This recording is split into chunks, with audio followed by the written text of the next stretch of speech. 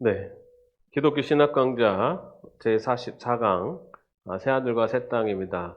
오늘이 저희 기독교 신학 강좌 마지막 시간입니다. 이제 마지막 시간에는 이 땅의 마지막에 있을 새하늘 새 땅에 대해서 여러분과 함께 은혜를 나누도록 하겠습니다.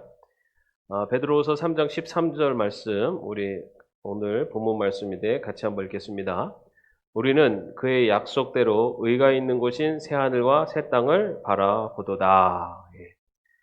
마지막 때에 있을 새하늘과 새 땅, 그 나라는 어떤 나라인가라는 것을 한번 말씀을 나누겠습니다.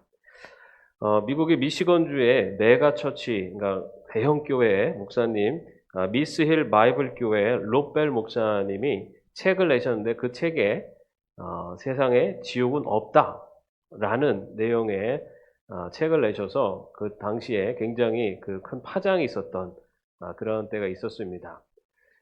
지옥이 없다 라고 하는 그 주장 때문에 사실 보수적인 교단이었는데 굉장히 큰 여러 논쟁이 있었는데요. 오늘 우리가 먼저 새하늘과 새 땅에 대한 부분을 이야기할 때 우리가 알아야 되는 것은 새하늘과 새 땅은 우리가 말하는 하나님의 나라입니다. 그렇다면은 성경에서 이야기하고 있는 지옥에 대한 부분은 어떤 것인가라는 것을 살펴보겠습니다. 먼저 사실 이 지옥에 대한 이야기를 하면은 사실 불편합니다. 왜냐하면 우리 지옥에 대한 것은 우리가 많이 듣고 또 알고는 있지만 이 지옥에 대해서 이야기를 하면은 괜히 좀 무섭기도 하고 좀 부담되기도 합니다. 그런데 우리가 분명히 지옥에 대한 것이 성경에 기록되어 있다라는 것, 그리고 그것에 대한 분명한 그 믿음을 갖고 살아갈 때 우리가 또 이 땅 지금 현재를 살아가면서 우리 자신의 삶을 또한 단돌이 할 수 있고 또 돌아볼 수 있다라는 것은 분명한 것 같습니다. 먼저 지옥에 대한 개념을 어떻게 현재까지 지옥에 대해서 어떻게 신학적으로 흘러왔는가에 대한 부분들을 보도록 하겠습니다. 먼저는 이 지옥에 대해서 지옥 자체를 부정하는 그런 주장들이 있습니다. 왜냐하면 이 시대, 과학 시대의 시대착오적인 개념이다라고 그렇게 생각을 하기 때문입니다. 또 한 가지는 하나님은 사랑이기 때문에 벌을 내리는 것은 하나님의 속성이 맞지 않는다라는 것을 주장하면서 그렇기 때문에 지옥은 존재하지 않는다. 왜냐하면 하나님은 사랑이기 때문에 지옥이라는 개념은 하나님의 사랑과는 맞지 않는 곳이기 때문이다라고 그렇게 생각을 하는 지옥 자체를 부정하는 그런 사람들도 있습니다. 또한 영원한 형벌을 부정하는 견해들이 있습니다. 영원한 형벌. 우리가 지옥 마지막 심판 때 지옥은 영원한 어떤 한시적인 형벌이 아니라 영원한 형벌에 대한 부분, 영원한 형벌을 받는 곳으로 그렇게 우리가 그 성경에서 기록을 하고 있는데 이것을 부정하는 견해들인데 첫 번째는 어떤 주장이냐면 보편 구원설입니다. 이 주장은 뭐냐면 지옥은 존재하지 않으면 모든 사람이 구원을 받을 것이다. 네. 마지막 때 하나님은 사랑이시기 때문에 결국은 모든 사람들이 다 구원을 받을 것이다 라고 하는 것을 주장하는 사람들입니다. 그래서 이 보편 구원설을 주장하기도 하는데요. 이것은 성경적 근거가 약하며 사람들의 희망사항일 뿐이다. 분명히 성경에서는 영원한 형벌에 대해서 말씀을 하고 있습니다. 또 한 가지는 소멸설입니다. 이 소멸설은 구원받은 사람들은 영생을 얻지만 그렇지 못한 사람들은 심판과 더불어 존재 자체가 소멸되거나 일정 기간 형벌을 받다가 소멸될 것이다 라는 것을 주장합니다. 그래서 심판을 받되 그 심판을 영원히 받는 것이 아니라 심판을 받고 소멸되거나 아니면 그 심판 자체가 소멸이다. 그래서 구원받은 사람들만이 하나님 나라에서 살고 그렇지 않은 사람들은 완전히 소멸돼 버린다라는 것을 주장하는 것입니다. 그런데 성경은 심판과 형벌이 모두 영원히 지속되는 것이라고 분명하게 말하고 있습니다. 지금 여러 성경에 나오는 여러 구절들을 예시를 해놨습니다. 자, 이렇게 보편 구원설과 소멸설 이렇게 주장을 하고요. 또 한 가지는 상징설입니다. 이 상징설은 뭐냐면 지옥에 대한 묘사가 단지 상징에 되지 않는 것이다 라고 주장하는 것입니다. 그 여러 가지 지옥에 대한 묘사들이 있는데 그런 묘사들이 지옥 자체를 이야기하는 것이 아니라 그것을 그냥 상징, 그러니까 지옥이 있는 것이 아니다. 그것은 뭐 영원한 어떤 공포와 두려움의 대상에 대한 상징을 표현한 것일 뿐이다라고 하는 그런 상징서를 주장하는 사람들이 있습니다. 이건 성경은 심판과 형벌의 실제를, 그러나 성경은 분명하게 가르치고 있다는 겁니다. 그것이 어떤 실제 존재하지 않은 어떤 상징적인 것이라고 얘기하는 것이 아니라 분명히 그것은 존재한다라는 것을 성경에서는 이야기하고 있습니다. 그렇다면 지옥은 과연 어떤 곳인가? 지옥, 그것은 저희가 성경에 근거해서 지옥은 어떤 곳일까라는 것을 생각해 봤을 때, 먼저는 영원히 지속되는 육체적 고통을 당하는 곳이다. 이 육체적 고통을 당하는 이유는 우리가 부활을 한다고 말씀을 드렸습니다. 우리 마지막 때는 주님이 재림하실 때 믿는 자나 믿지 않는 자나 부활을 하는데 우리의 육과 영이 부활을 한다고 말씀을 드렸습니다. 그런데 그 육체가 지금의 우리의 몸과 똑같은 육체는 아닙니다. 예수님께서 부활하셨을 때 그 부활하신 예수님께서 닫혀진 문을 통과하실 수 있었던 것처럼 그런 어떤 부활체였고, 또한 식사를 하실 수 있는 그런 부활체였습니다. 다시 말해서 분명히 부활을 하지만 육체적인 것을 분명히 담보한 부활이 되는데 그것이 지금의 육체와는 다릅니다. 그러나 그 육체가 갖는 어떤 그 고통이나 감정이나 이런 것들이 완전히 없는 존재가 아니라는 겁니다. 그런 부활체로 존재를 하기 때문에 영원히 그 고통이 계속 영원히 지속되는 그런 고통을 당하는 곳이 지옥이다. 또 한 가지는 교제의 단절이라는 고통을 당하는 곳이다. 이 교제의 단절이라는 것은 어떠한 어떤 그 관계도 없는 그 고통을 영원히 홀로 감당해야 되는 곳이 바로 지옥이다라고 볼 수가 있는데요. 그 교제의 단절 중에서도 하나님의 부재로 오는 고통을 당하는 것. 우리가 사는 이 세상은 아무리 어둡고 슬픈 곳에 있어도 그것은 하나님의 그 창조 질서 안에 있기 때문에 우리 믿는 사람들은 사실은 어느 곳에 있어도 하나님으로부터 버림받거나 하나님으로부터 끊어진 존재가 아니다라는 것을 말씀을 드렸습니다.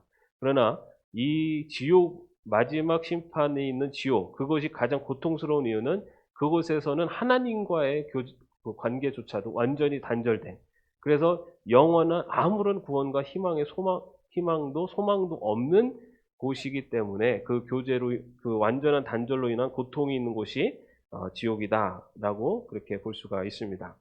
또한 지옥의 고통에도 정도의 차이가 있다. 그냥 지옥 가면 다 지옥 가나 보다 이렇게 생각을 했는데, 이건 누가복음 12장 47, 48절 보면 주인의 뜻을 알고도 준비하지 아니하고 그 뜻대로 행하지 아니한 종은 많이 맞을 것이요 알지 못하고 맞을 일을 행한 종은 적게 맞으리라. 무릇 많이 받은 자에게는 많이 요구할 것이요 많이 맡은 자에게는 많이 달라 할 것이다 라고 하는 그 말씀을 근거로 해서 본다면, 우리는 그냥 지옥 가면 지옥이다 이렇게 생각할지 모르지만, 그러나 성경에서는 그 지옥에서도 고통의 정도의 차이가 있을 수 있다라는 것을 암시하고 있습니다. 우리가 지난 시간에 천국의 상급에 대해서 말씀을 드렸습니다. 상급.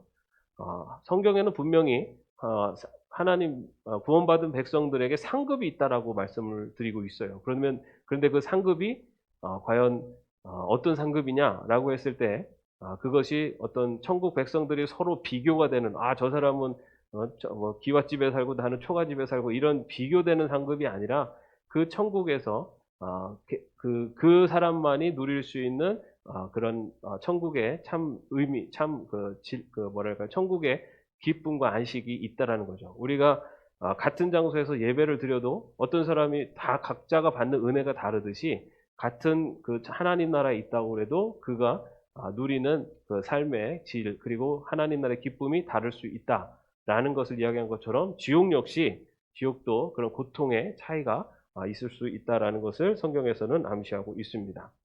자, 그런데 이 지옥에 대한 이야기를 하는 이유, 성경에서 지옥에 대한 이야기를 하는 가장 중요한 이유는 더 늦기 전에 회개하고 하나님께 순종하는 삶으로 돌아오라. 이것이 사실 성경에서 지옥에 대한 이야기를 하는 가장 중요한 이유입니다. 형벌이 있으니까 그 형벌이 있다. 아, 그렇구나. 이게 아니라 그런 형벌이 있으니 더 늦기 전에 회개하고 하나님께로 돌아오라 라고 하는 것이 이 지옥에 대해서 언급하는 더 근본적인 이유다라고 볼 수가 있습니다. 자, 이제 지옥에 대해서는 이 정도 얘기하겠습니다. 오늘도 그 2020년의 마지막 날인데, 마지막 날 전날인데 너무 지옥을 강조하면은 또 이 한 해가 너무 무겁게 끝날 수도 있기 때문에, 자, 다음은 천국입니다. 천국. 자, 기독교 복음의 절정은 천국입니다. 누가 뭐래도 기독교 복음의 가장 어떻게 보면 핵심이면서 가장 절정은 천국 하나님 나라입니다. 우리가 구원을 받은 이유, 구원을 받고 구원을 받아서 결국은 목표적으로 결과적으로 나타나는 것은 하나님 나라에 들어가는 것입니다. 구원의 완성은 지금 우리가 예수 그리스도를 믿고 구원의 시작이 됐다면, 또 우리가 이 땅을 살아가면서 구원의 과정을 겪는다면, 구원이 완성되는 것은 우리가 하나님 나라에 들어갈 때 바로 그것이 구원의 완성이죠. 그렇기 때문에 기독교에 있어서 복음의 절정은 천국이다라고 볼 수가 있습니다. 기독교는 우리가 이 세상에서 어떻게 살아가야 하는지를 가르칠 뿐만 아니라 죽음 이후에 들어갈 천국을 선포해 왔다. 이 땅에서 예수님께서도 이 땅을 어떻게 살아야 되는가라는 것에 대한 분명한 말씀을 하시면서, 또한 그 복음과 더불어서 분명히 말씀하신 것은 하나님 나라에 대한 약속이셨습니다. 하나님의 천지창조에서 시작된 성경의 역사는 천국에 대한 소망으로 그 대단원에 막을 내린다. 하나님이 이 세상을 천지창조하시고, 그리고 나서 마지막 때 새하늘과 새 땅이 이 땅에 임하는, 바로 그것으로 대단원의 역사에 막을 내리는 것을 우리 성경에서 볼 수가 있습니다. 자, 그럼 천국은 어떤 곳인가? 천국이 어떤 곳인가? 먼저 천국이 어떤 곳인가 상태적인 의미로 보면요. 천국은 1차적으로 장소보다는 상태를 의미한다. 천국, 새하늘과 새 땅, 하나님 나라는 하나님의 임재가 충만하고 그의 주권이 완전히 인정되는 상태의 영역을 의미한다. 천국이 하나님의 나라죠. 하나님의 나라. 그리고 요한계시록에서는 그 나라를 새하늘과 새 땅이라고 이야기하고 있고, 그리고 그 하나님의 나라는 하나님의 임재, 하나님이 계신 곳이에요. 하나님이 충만하게 계신 곳. 그리고 하나님의 주권이 완전히 인정되는 상태와 영역. 나라의 그 나라를 구성하는 요소들이 당시에 그 시대상으로 볼 때는 왕과 백성과 영토, 이 세 가지가 나라를 구성합니다. 그죠? 자, 먼저 왕은 하나님 나라의 왕은 누구냐면은 하나님이세요. 그리고 그 나라에 백성이 있어요. 하나님 나라의 백성. 그리고 천국이라는 하나님 나라 통치가 이루어지는 영역이 있습니다.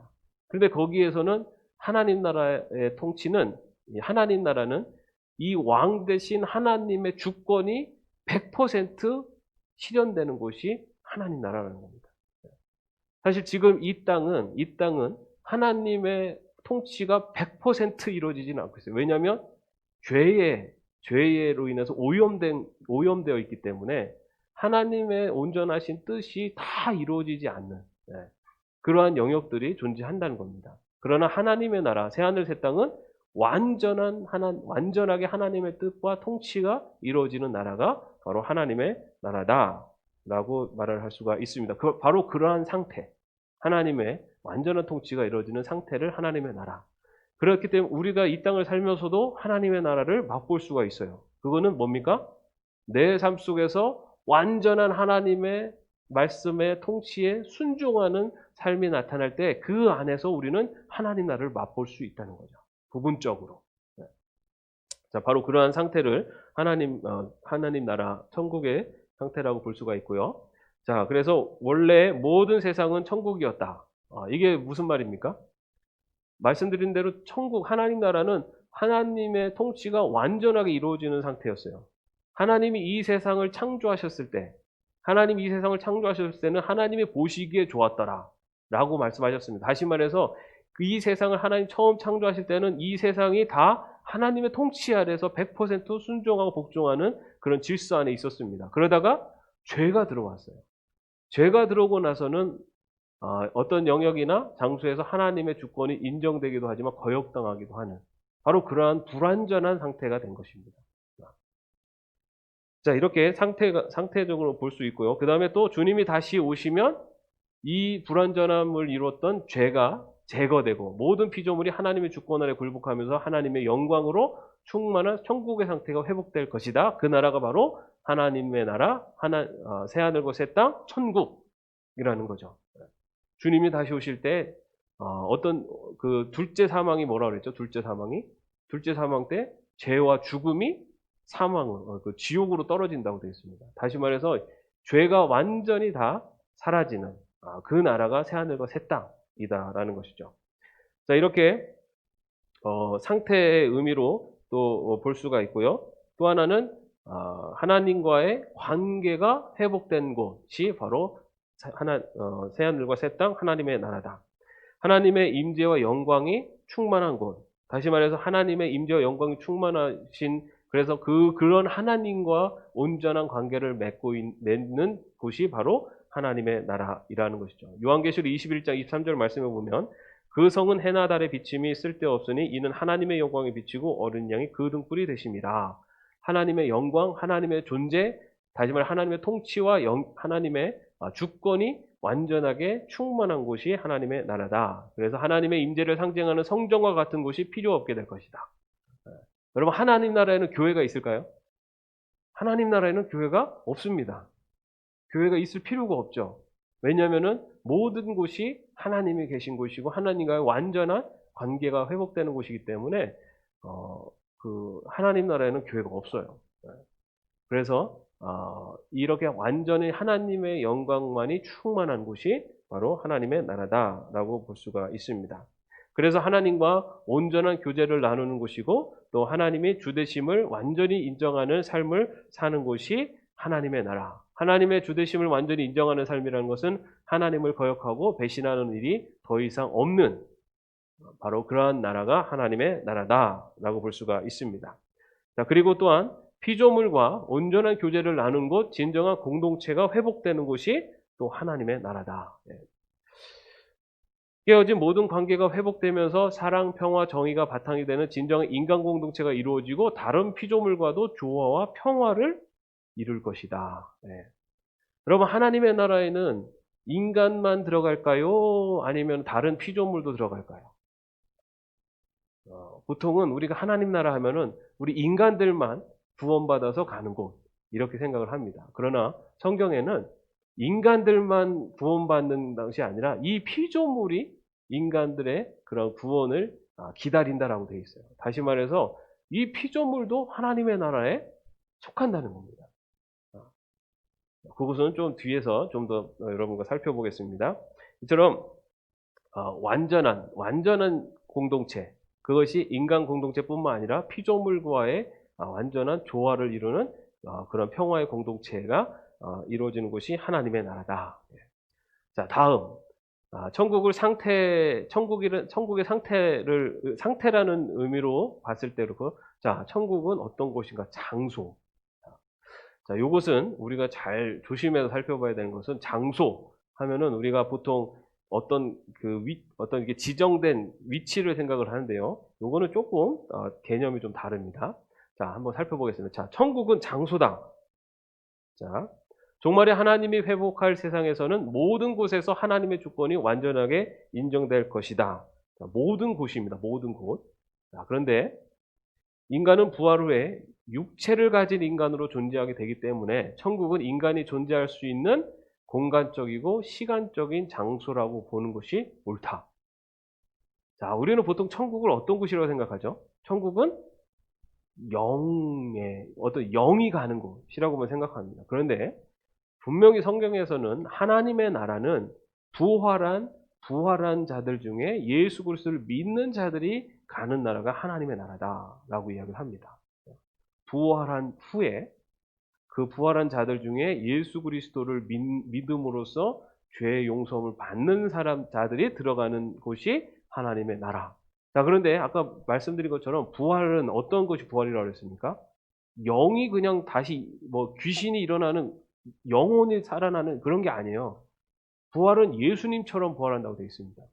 예수님은 예수님이 죽으셨다가 영이 부활하신 게 아니에요.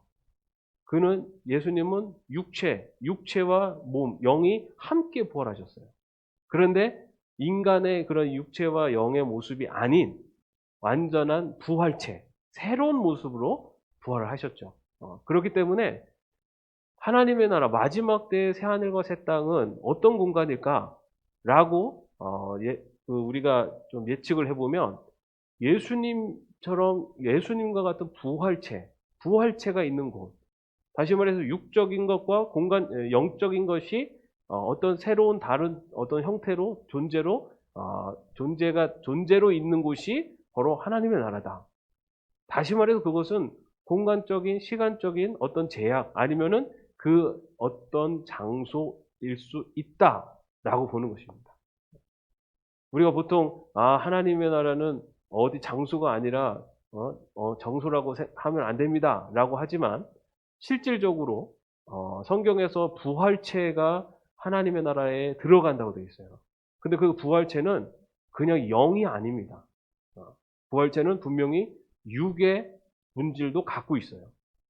그런데 죄가 없는 그런 육의 본질, 그리고 영이 된 부활체로서 어느 공간으로, 어느 곳으로 들어가게 되는 거죠. 그렇기 때문에, 새하늘과 새 땅은 그냥 어떤 영적인 세계, 영혼만 들어가는 곳이다 라고 볼 수 없다는 겁니다. 자, 그런데 사실은 지금 여러분들에게 말씀드리는 것도 가봐야 합니다. 제가 말씀드린다고 이게 100%다 이거 아니에요. 왜냐하면 아무도 그곳에 그때 그 시절에 가보지 못했기 때문에 이것은 성경에 있는 그 여러 내용들을 조합해서 어떻게 보면 이렇게 예측을 하는 겁니다. 정말 그때 이렇게 목사님 진짜 그때 가봤더니 이렇게 안 되는데 목사님 잘못 가르쳐 줬어요. 이게 아니라 저도 사실 모르지만 성경에서 이야기하고 있는 것을 우리가 논리적으로 따져보면 이렇게 된다는 거예요. 그죠? 예수님의 부활은 영의 부활이 아닙니다. 우리가 분명히 아는 것처럼 예수님이 무덤에서 육체는 그대로 있고 영혼이 부활한 게 그러지 않았어요. 예수님의 육신이 부활했어요. 그대로 일어났다고요. 그런데 그 육신이 인간적인 우리 같은 몸의 이런 육신이 아니었고 이 닫혀진 문을 그냥 통과할 수 있는, 그리고 한 동시에도 여러 곳에서 존재할 수 있는, 그러니까 이런 육체적과는 다르지만 그러나 분명히 육체적인 특징, 어떤 그 질적인 것을 갖고 있는 몸으로 부활했다는 거죠. 그런데 하나님의 나라는 그 부활한 사람들이 가는 나라예요. 그렇기 때문에 그냥 영적인 어떤 영혼만 들어가는 나라가 아니라는 겁니다. 성경에서 이야기하는 것은. 분명히 부활한 육적인 어떤 것을 가지고 영과 육이 하나 된 부활체로서 들어가는 나라가 하나님의 나라다입니다. 네. 자, 그 다음에 요것을 요한계시록 21장 21절에서 묘사하는 천국은 거룩한 도시이며 사람들이 다니는 곳이고 생명의 강과 온갖 과일이 있는 새하늘과 새 땅과 같은 곳이다 라고 요한계시록에서는 또 천국을 이렇게 묘사를 합니다. 그런데 그것이 그냥 천국에 대한 어떤 상징적인 것으로만 볼 수 있느냐? 분명히 상징적인 의미가 강하지만 그럼에도 그렇게 어떻게 보면은 구체적인 이 창조 세계의 완전한 모습을 이야기하고 있다라는 것을 볼 수가 있습니다. 자, 종말에 우리가 살 천국은 하나님의 임재로 충만한 어떤 장소일 것이다. 자, 이 부분도 분명히 어떤 장소라고 해서 저기 지금 이 시대에 저 어디 목성 뒤에 어디 이런 장소라는 그런 의미는 아닙니다. 마지막 때에 임하는 새하늘과 새 땅은 부활체로서 우리가 들어가는 나라이기 때문에 그냥 어떤 아무런 실체도 없는 그런 곳이 아니라 부활체인 우리 하나님의 백성들이 살아가는 세계라는 것이죠. 자, 그래서 이 천국은 가장 아름답고 멋진 곳이다라고 하는 것을 여러 가지 표현을 했는데 요한계시록 21장 18절에서 21절 말씀은 그 성곽은 벽으로 쌓였고 그 성은 정금인데 맑은 유리 같더라 하면서 많은 막 보석들을 이야기하죠. 그리고 성의 길은 맑은 유리 같은 정금이더라라고 하면서 세상의 가장 아름다운 보석들로 천국을 묘사합니다. 그것은 천국의 모습은 실제로 그런 물질로 구성되어 있다는 것이 아니라 그 정도로 멋지고 아름답다라는 것을 보여주고 있고요. 천국은 우리가 상상하는 것보다 훨씬 멋진 곳이다 라는 것을 성경은 이야기하고 있습니다.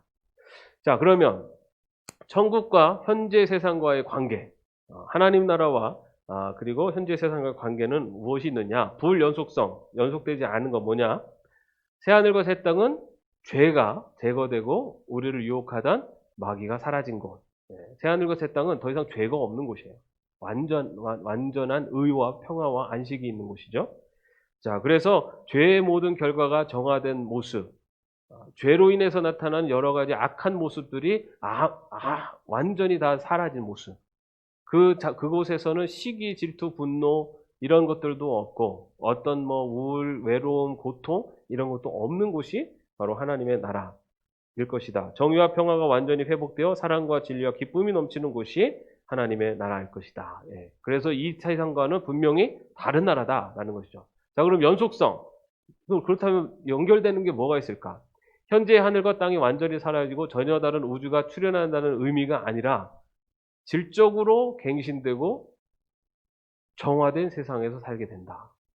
자, 이게 이제 저희가 굉장히 논란이 될 수 있는 부분입니다. 뭐냐면 새하늘과 새 땅이 임한다라는 것이 지금 이 세상이 완전히 다 싹 없어지고 완전히 새로운 새하늘과 새 땅이 임하는 것이냐, 아니면은 지금의 세상에서 그런 죄와 어떤 그 죄로 인한 그런 모든 것들이 다 사라진 그런 것들이 모두 정화된 그런 세상에서 사는 것이냐.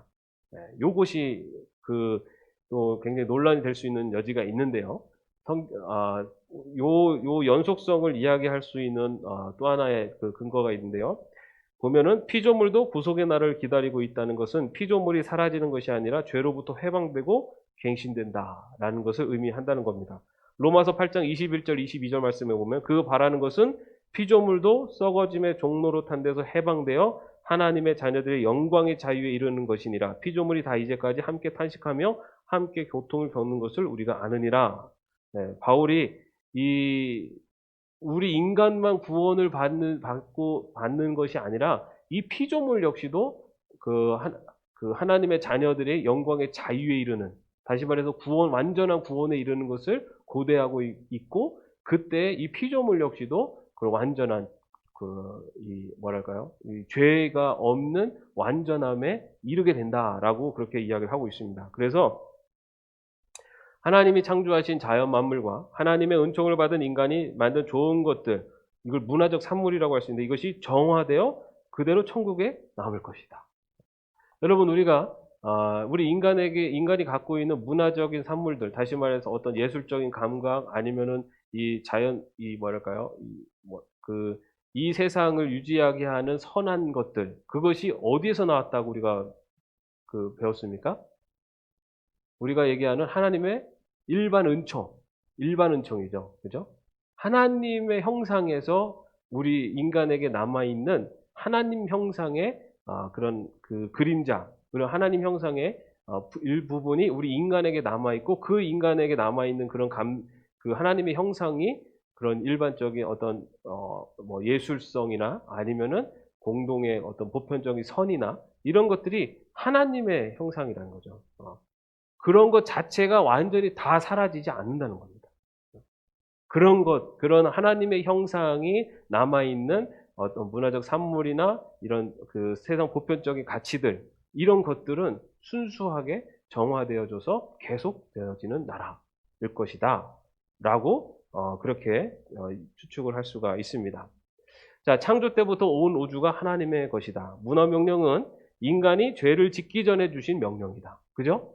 여러분, 이제 하나님께서 이 세상을 창조하시고 창세기 1장 28절에 보면 하나님이 그들에게 복을 주시며 하나님이 그들에게 이르시되 생육하고 번성하여 땅에 충만하라. 이것은 하나님이 인간이 죄가 이 땅에 들어오기 전에 그 피조물 그리고 특히 인간에게 주시는 문화 명령이었어요.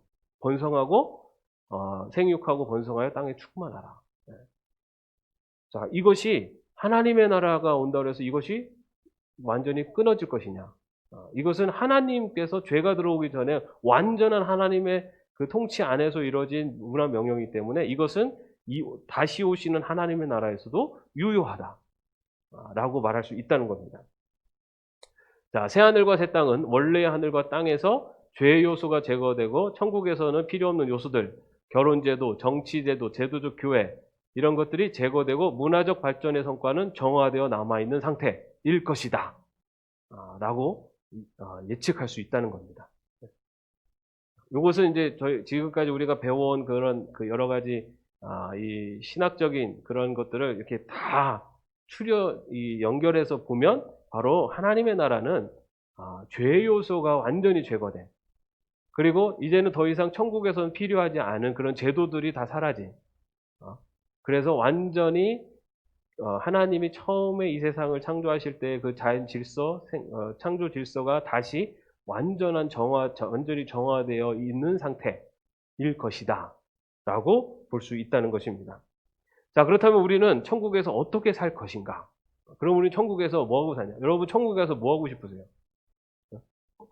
어떤 분들은 천국에 가면서 좋긴 좋겠지만은 매일 그냥 그 모든 안식과 평안만 누리고 살면 얼마나 따분하겠습니까? 지금도 나이 들어서 리타이어 해가지고 막 맨날 특별히 걱정 근심 없이 살아도 시간이 막 지나면은 막 지루하고 따분한데 영원히 그렇게 산다 그러면은 그것이 지옥이 아니겠습니까? 네, 그러실 수도 있어요. 근데 천국에서 우리가 어떻게 살 것인가? 먼저는 예배와 찬양입니다. 하나님의 충만한 임재 속에서 하나님과 교제하고 그를 높이며 이루 말할 수 없는 감격과 황홀한 경험 가운데 살게 될 것이다. 우리가 정말 은혜가 예배하며 찬양하고 할 때 이 형식적인 그런 메마른 찬양이 아니라 정말 막 가슴을 울리는 하나님 앞에 찬양을 올리고 예배할 때 그 감동 그런 것이 충만한 상태에서 살아갈 수 있다는 겁니다. 하나님이 완전히 임재하시기 때문에 하나님과 나와 일체된 삶 속에 있기 때문에 그런 어떤 예배 그리고 찬양의 감격과 그런 감동 속에 살아가는 곳이 하나님의 나라에서 우리가 그렇게 살 것이다. 또 한 가지는 안식. 이건 뭐냐면 이 땅에서 살아가면서 겪는 모든 고통에서 해방되어 참된 안식을 누리게 된다. 더 이상 반역이나 억압과 착취 그리고 소외가 없을 것이며 하나님 보시기에 좋고 아름다운 곳이 될 것이다. 이 세상을 하나님이 처음에 창조하셨을 때 보시기에 좋았더라 말씀하셨죠. 그죠? 하나님 나라 역시 하나님 보시기에 좋았더라. 완전하신 하나님께서 보시기에 좋았더라라고 하는 것은 그 세계가 완전한 세계라는 거죠. 그래서 이 하나님 나라는 영원한 정말 모든 그런 번민, 고통이 다 사라진 그러한 안식이 있는 곳이다. 어떤 사람은 이 땅에서 배고프게 산 사람은 천국에 가면은 모든 먹을거리가 충만한 곳이 천국이다 얘기를 할 수도 있어요. 아니면 이 세상에 가난하게 산 사람은 천국에 가서 그냥 걱정 없이 그냥 마음대로 내가 하고 싶은 거 하면서 사는 곳이 천국이다. 그런데 그런 것과는 비교할 수 없다는 거죠. 그런 것과 비교할 수 없는 참된 안식이 있는 곳이 하나님의 나라다. 자, 그 다음에 봉사와 사역이 있는 곳이다. 봉사와 사역? 그럼 천국에 가서도 봉사하고 사역을 해야 됩니까? 예, 있습니다. 자, 하나님과 더불어 새 세상을 다스리고 하나님이 원하시는 삶을 살 것이다. 하나님과 더불어 새 세상을 다스린다. 하나님께서 이 세상을 창조하시고 이 세상을 다스리도록 이게 하셨잖아요, 그죠? 하나님께서는 천국에서도 하나님 백성들에게 하나님의 이 새하늘 새 땅을 다스리는 바로 그 일을 우리 하나님 백성들에게 명하실 것이다라는 거죠. 그것이 또 다른 사역이 된다. 근데 그 사역은 지금은 막 억지로 막 힘들게 하는 그런 게 아니라 정말로 정말 기쁨이 넘치고 완전한 하나님과 동행하는 삶 속에서 하는 봉사와 사역이기 때문에 그것이 오히려 우리에게 더 큰 힘이 되고 더 또 다른 기쁨이 되는 그런 사역이 이루어지는 곳이 하나님의 나라일 것이다. 라고 그렇게 예측을 할 수 있다는 것입니다.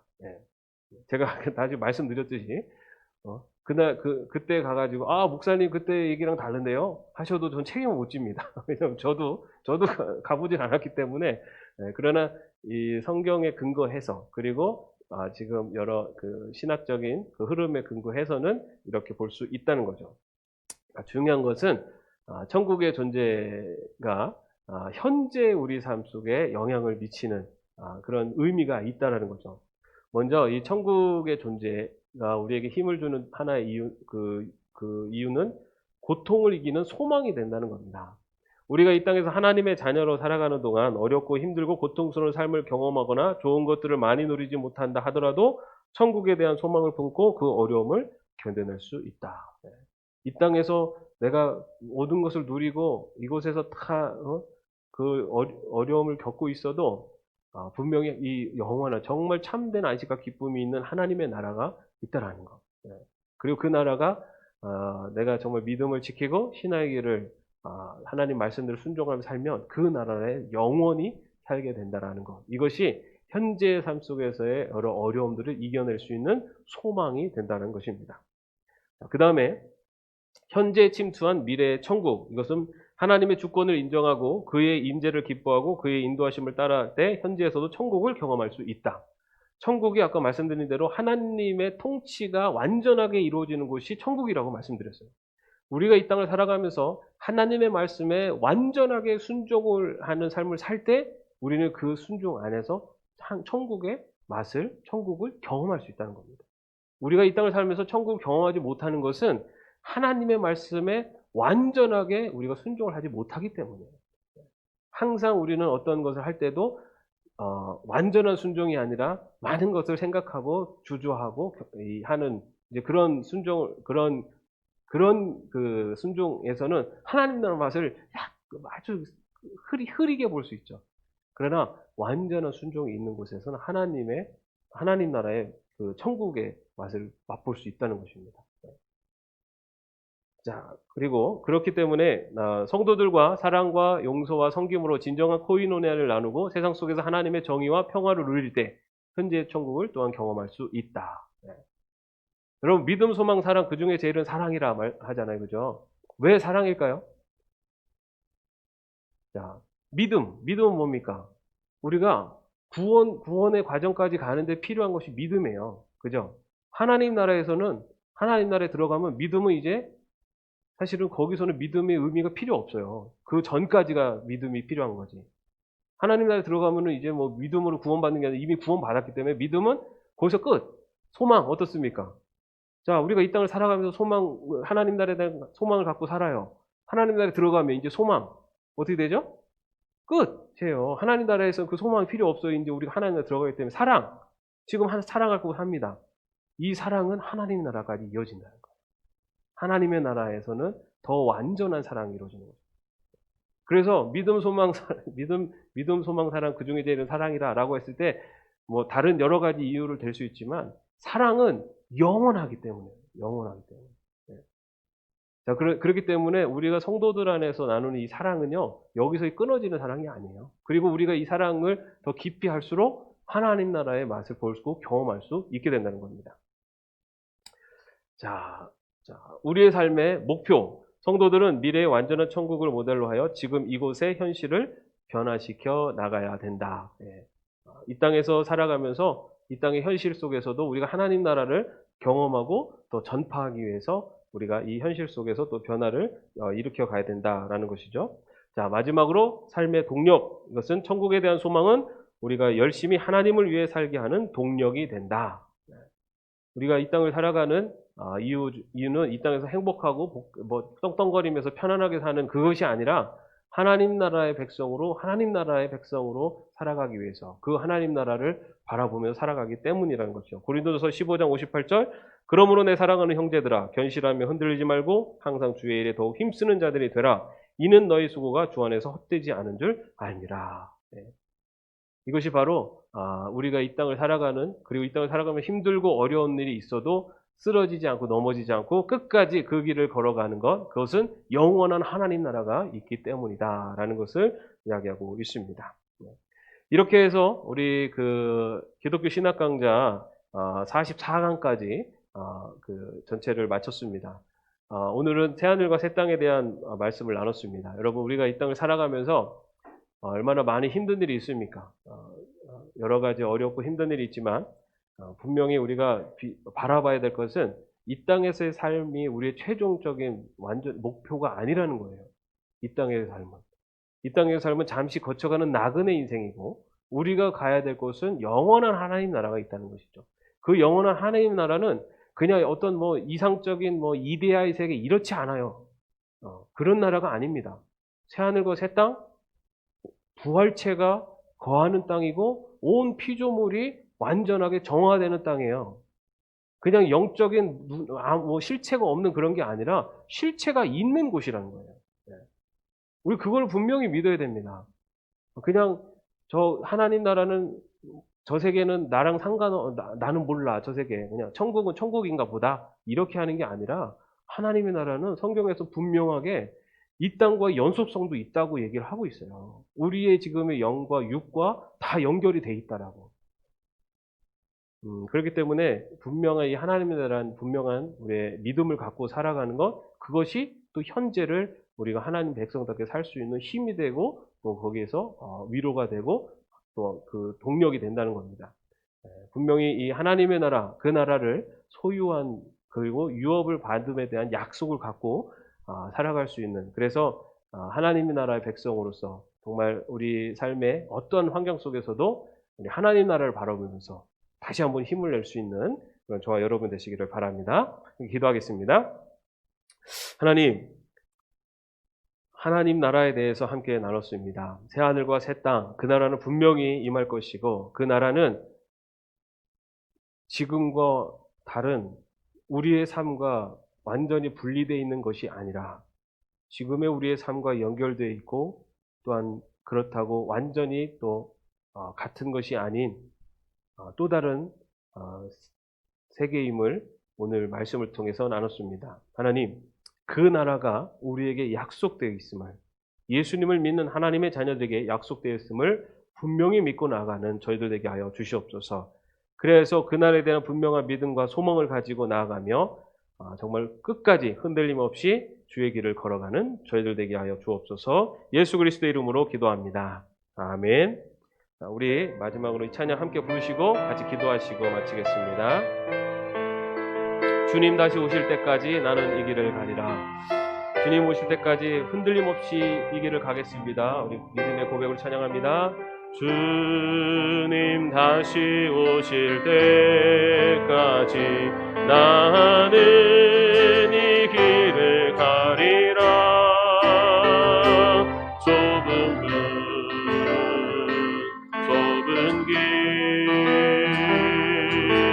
나의 십자가 지고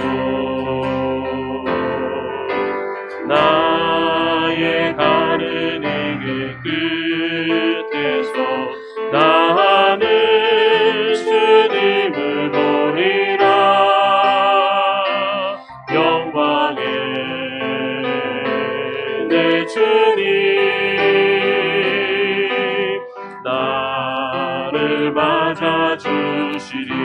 주님 다시 오실 때까지, 주님 다시 오실 때까지 나는 일어나 달려가리라. 주의 영광 온 땅 덮을 때 나는 일어나 노래하리. 내 사모하는 주님 온 세상 구주시라. 내 사모하는 주님 영광의 왕이시라. 주님 다시 오실 때까지, 주님 다시 오실 때까지 나는 일어나 달려가리라. 주의 영광 온 땅 덮을 때 나는 일어나 노래하리. 내 사모하는 주님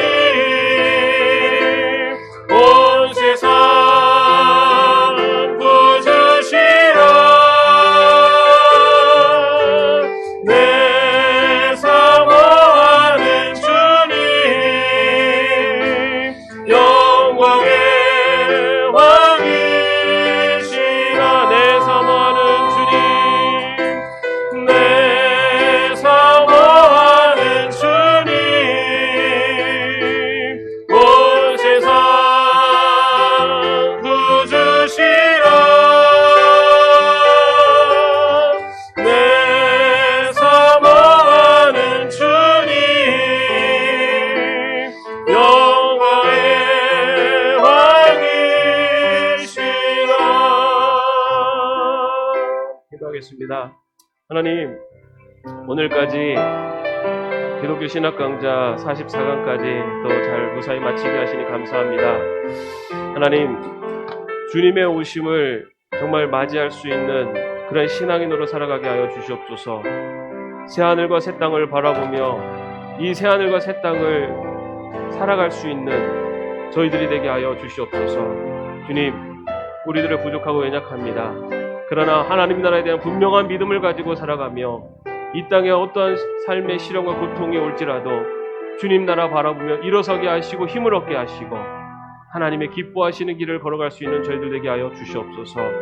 주님, 분명한 하나님의 나라가 있음을 저희들 믿고 나가게 하시고 이 땅에 우리의 눈이 꽂혀 있는 것이 아니라 저 하나님의 나라를 바라보며 담대하게 이 땅을 이겨내며 승리하며 나가는 저희들의 삶이 되게 하여 주시옵소서. 주님 다시 오실 때 우리 모두 기쁨으로 주님을 맞이할 수 있는 그러한 신앙인 믿음의 길을 걸어가는 저희들이 되게 하여 주시옵소서. 주 예수 그리스도의 은혜와 하나님의 사랑하심과 성령의 교통하심과 동행하심이 주의 백성으로 하나님 나라를 소망하며 흔들림이 없이 그 길을 걸어가기로 마음속에 결단하는 주의 종들 머리 위에 이제로부터 영원까지 함께 없시기를 간절히 축원하옵나이다. 아멘.